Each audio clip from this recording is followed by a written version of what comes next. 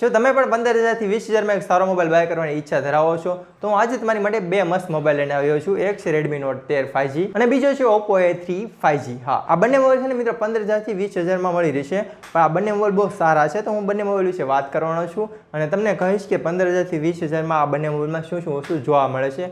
હા, બંને મોબાઈલ મેં થોડા ઘણા ટેસ્ટો કરેલા છે, જેમ કે ઓપ્પોના ફોનને છેલ્લા 5 દિવસથી યુઝ કરું છું અને આ ફોનને તો આમ ઘણા સમયથી યુઝ કરું છું. હા, એની વિશે ડિટેલમાં આપણે રિવ્યૂ પણ કરી લીધું છે, એટલે કે બંને મોબાઈલ મેં ટેસ્ટ કરેલા છે. તો કેમ છે મારા ગુજરાતી મિત્રો? મજામાં ને? હા મારા ગુજરાતી મિત્રો, આજે આપણે બહુ મસ્ત વાત કરવાના છીએ. તો શરૂઆત પહેલાં આપણે ઓપ્પોના મોબાઈલથી કરીએ.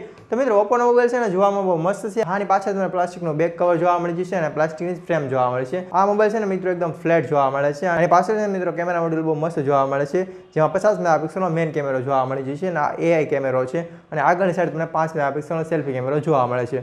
હવે મિત્રો આની ડિસ્પ્લેની વાત કરીએ તો આની ડિસ્પ્લે તમને 6.67 ઇંચની જોવા મળે છે, જે એક IPS LCD પેનલ જોવા મળે છે. આનો રિફ્રેશ રેટ છે ને મિત્રો 120 હર્ટ્ઝ આપવામાં આવે છે અને આ પંચ હોલ ડિસ્પ્લે હોવાના કારણે જોવામાં બહુ સારી લાગે છે. આમાં તમને ઇન ડિસ્પ્લે ફિંગરપ્રિન્ટ સેન્સર નહીં જોવા મળે, પણ સાઇડ માઉન્ટેડ ફિંગરપ્રિન્ટ સેન્સર આપવામાં આવે છે અને આમાં તમને પ્રોસેસર MediaTek Dimensity 6306 એના ટેકનોલોજી પર બનેલું ચિપસેટ જોવા મળે છે.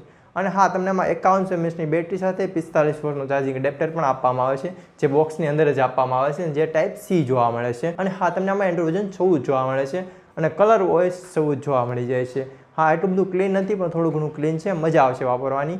હવે બીજી વાત કરું તો તમને આમાં IP64ની રેટિંગ જોવા મળે છે અને આ એક ખાસ વસ્તુ કે આ શોક રેઝિસ્ટન્ટ મોબાઈલ છે, એટલે કે મોબાઈલ કદાચ હાથમાંથી પડી જાય તો કંઈ વાંધો નહીં આવે, એટલે તૂટી નહીં જાય. આમ શોક રેઝિસ્ટ કરી લે, એટલે કે આમ ઝટકો લાગે તો મોબાઈલ આમ બધું અંદર લઈ લે, એક વસ્તુ સારું કહી શકાય. અને વાત કરીએ હવે આપણે રેડમીના મોબાઈલ વિશે. તો રેડમીનો મોબાઈલ છે ને મિત્રો આ બહુ ખાસ છે. હા, જ્યારે આ નવો લોન્ચ થયો ને ત્યારે મેં આનું રિવ્યૂ કર્યું હતું. બહુ મસ્ત મોબાઈલ હતો. તો મિત્રો મોબાઈલ છે ને જોવામાં બહુ મસ્ત લાગે છે. હા, મારી પાસે જે કલર છે ને તે વ્હાઇટ કલર છે ને વ્હાઇટ કલર બહુ મસ્ત લાગે છે જોવામાં. અને હા, આનો બીજું એક વેરિયન્ટ પણ જોવા મળી જશે, જે મારી પાસે છે, હું તમને બતાવું. આ વ્હાઇટ કલરનું છે ને આ બ્લેક કલરનું છે. આ બંને મોબાઈલ બહુ મસ્ત જોવામાં લાગે છે. પણ હવે વાત કરીએ આપણે મોબાઈલ વિશે બીજી બધી વાત. તો આમાં છે ને મિત્રો પાછળની સાઈડ તમને 108 મેગાપિક્સલનો કેમેરો જોવા મળી જશે અને એક બીજો 2 મેગાપિક્સલનો કેમેરો આપવામાં આવે છે અને એક 8 મેગાપિક્સલનો કેમેરો આપવામાં આવે છે અને આગળની સાઈડ તમને 16 મેગાપિક્સલની સેલ્ફી સેન્સર જોવા મળી જશે. હવે મિત્રો એના ફોટો ક્વોલિટી તો સારી જ છે. અને બીજી વાત કરીએ તો આમાં તમે MediaTek Dimensity 6080 પ્રોસેસર જોવા મળે છે, જે 6nm ટેકનોલોજી પર બનેલું છે. હવે મિત્રો પ્રોસેસર છે ને તે પાવર કન્ઝ્યુમ કરશે, પણ આમાં તમને 5000 mAhની બેટરી જોવા મળે છે. અને હા, તમને 5000 mAhની બેટરી સાથે 33 વોટનું ચાર્જિંગ એડેપ્ટર બોક્સની સાથે આપવામાં આવે છે, એટલે કે બંને મોબાઈલમાં ચાર્જિંગ પણ સારા એવા જોવા મળી જશે. અને આમાં તમને IP64ની રેટિંગ જોવા મળી જશે, એટલે કે ફોનની પર તમે પાણી નાખી શકશો, ફોનને વાંધો નહીં આવે. હવે મિત્રો બંને મોબાઈલના મેં સ્પેસિફિકેશન તમને જણાવી દીધા છે. કનેક્ટિવિટીમાં તો કાંઈ ખાસ જોવાનું ન હોય, બંનેમાં કનેક્ટિવિટી સમાન જ છે. જેમ કે તમને બંનેમાં 5Gનો સપોર્ટ જોવા મળી જશે, વાઈફાઈ જોવા મળી જશે, બ્લૂટૂથ જોવા મળી જશે. હા, બંનેમાં NFC નો સપોર્ટ નથી આપવામાં આવતો, પણ GPS સિસ્ટમ તો બંનેમાં જોવા મળી જાય છે.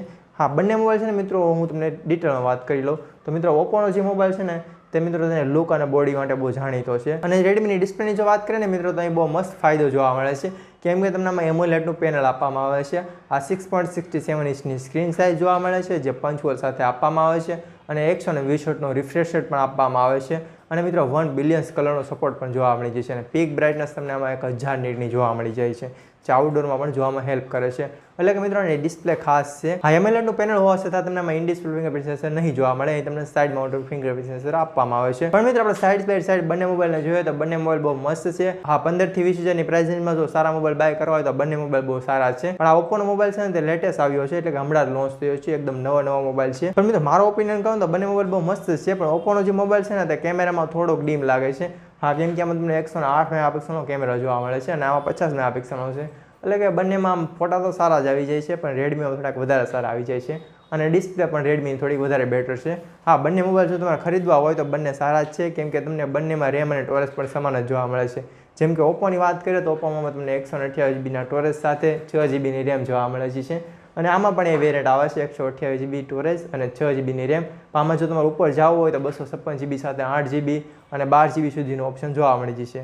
હા, બંને મોબાઈલ બહુ સારા છે અને લુક એન્ડ બોડીથી પણ બંને મોબાઈલ બહુ મસ્ત છે. તો તમને બંનેમાંથી કયો મોબાઈલ પસંદ આવ્યો તે મને કોમેન્ટમાં જણાવજો. એ પહેલાં હું તમને જણાવું કે આની પ્રાઇસ છે ને મિત્રો ઓપ્પોની પ્રાઇસ 16,000 રૂપિયા આજુબાજુ જોવા મળે છે અને આનું જે નીચલું વેરિયન્ટ આવે છે ને તે 17,000ની આજુબાજુ જોવા મળી જશે. હા, તમે ઉપલા વેરિયન્ટમાં જશો તો તે 20,000નું જોવા મળશે, બાકી આનું હાઈ વેરિયન્ટ તો તમને 16,000 17,000માં મળી જશે. બંને મોબાઈલ બહુ સારા જ છે. તો જો તમને વિડીયો સારો લાગ્યો હોય તો વિડીયોને જલ્દીથી લાઈક કરી નાખો, ચેનલ સબસ્ક્રાઈબ કરી નાખજો અને બાજુનું બેલ આઇકન જરૂર પ્રેસ કરજો.